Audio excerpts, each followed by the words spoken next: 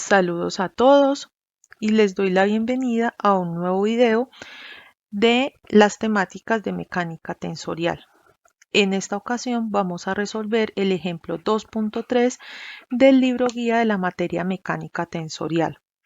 He decidido hacer primero este ejemplo antes de retomar el tema de la materia con el fin de aplicar los conocimientos que habíamos visto en el anterior video de la convención suma y de delta de Kronecker y de símbolo de permutación y para aprender a familiarizarnos con ello.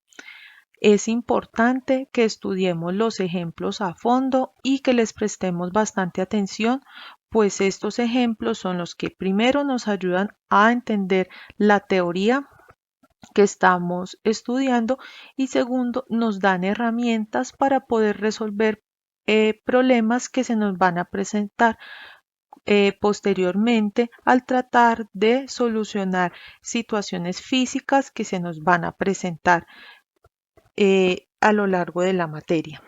Entonces, vamos a resolver este ejemplo para poder entender a fondo cómo se aplica el símbolo de permutación y cómo se maneja el delta de Kronecker.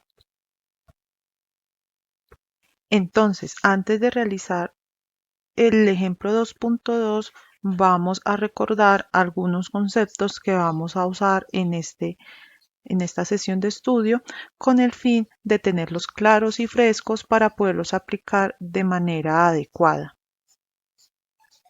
Entonces, el primer concepto que vamos a ver es cómo expresamos la operación de delta de Kronecker con un vector. Entonces, esta es la que conocemos nosotros como la propiedad de sustitución. Y entonces vemos que cuando tenemos un vector, en este caso un vector unitario con índice sub j, el resultado va a ser el mismo vector, pero adoptando el índice no repetido, es decir, el índice i. Ahora, el siguiente concepto es cómo expresamos el operador delta de Kronecker en convención suma y cuál es el resultado numérico que tenemos al descomponer al desglosarlo. Entonces vemos que deltas cuando tiene los índices repetidos equivale a 3. ¿Por qué? Porque cuando tiene índices repetidos vale 1 y cuando tiene índices diferentes vale 0 en convención suma. Entonces tenemos que delta 1, 1 equivale a 1 porque tiene los dos subíndices repetidos, lo mismo que delta 2, 2 y delta 3, 3. 1 más 1 más 1 que es igual a 3. Y el concepto más importante, y es el que vamos a emplear de manera extendida en este ejemplo, es la identidad que existe entre el delta de Kronecker y el símbolo de permutación. Entonces vemos que este tiene dos presentaciones y que tiene en común un subíndice repetido. Entonces vemos que es el producto de los deltas. El primer delta adopta los primeros subíndices de los símbolos de permutación. El segundo delta adopta los segundos índices de los símbolos de permutación que estamos trabajando y le restamos el delta que tenga el primero índice del primer símbolo de permutación y el segundo del símbolo de permutación, y el segundo delta adopta el segundo índice y el primer índice, ojo, de los y subíndices que no están repetidos. Entonces vamos a mirar qué nos dice el ejemplo 2.3 del libro. Entonces, en el ejemplo 2.3 nos dicen que usando las ecuaciones que previamente habíamos estudiado, demostremos que cuando tenemos los símbolos de permutación en el que dos de los subíndices están repetidos, nos da igual a 2 veces el delta de Kronecker por los subíndices que no están repetidos. y que en el caso de que los dos símbolos de permutación tengan los mismos subíndices, nos da un resultado igual a 6. Y entonces acá nos recalcan lo que hayamos visto con el delta de Kronecker y una propiedad de sustitución. Entonces, lo primero que debemos tener en cuenta es que debemos resolver el ejercicio en orden. Entonces, vamos a resolver el primer ítem. Entonces, ¿qué nos decía el primer ítem? Nos decía este resultado, que el producto de dos símbolos de permutación en el que dos de los subíndices estén repetidos nos da como resultado dos veces el delta de Kronecker, el cual adopta los subíndices que no están repetidos. Entonces vamos a resolver este ejemplo paso a paso. Entonces lo primero que hacemos es escribir el producto entre símbolos de permutación. Ahora, en este caso vamos a aplicar la identidad de delta de Kronecker y símbolo de permutación. Entonces, al aplicar la identidad, nos queda de esta manera.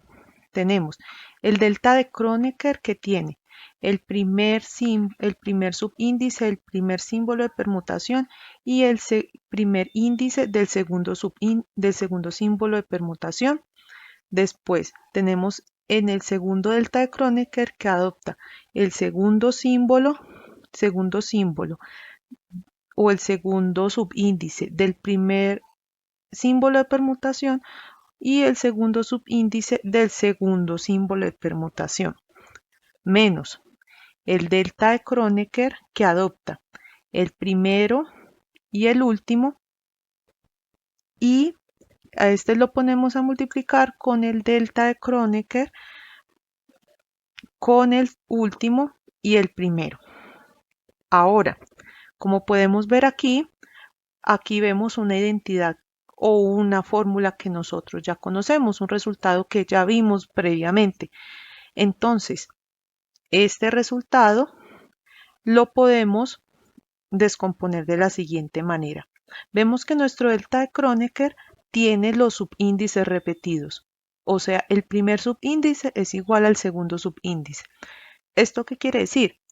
Que lo podemos descomponer de la misma manera que descomponíamos el delta de Kronecker con subíndices repetidos en convención suma.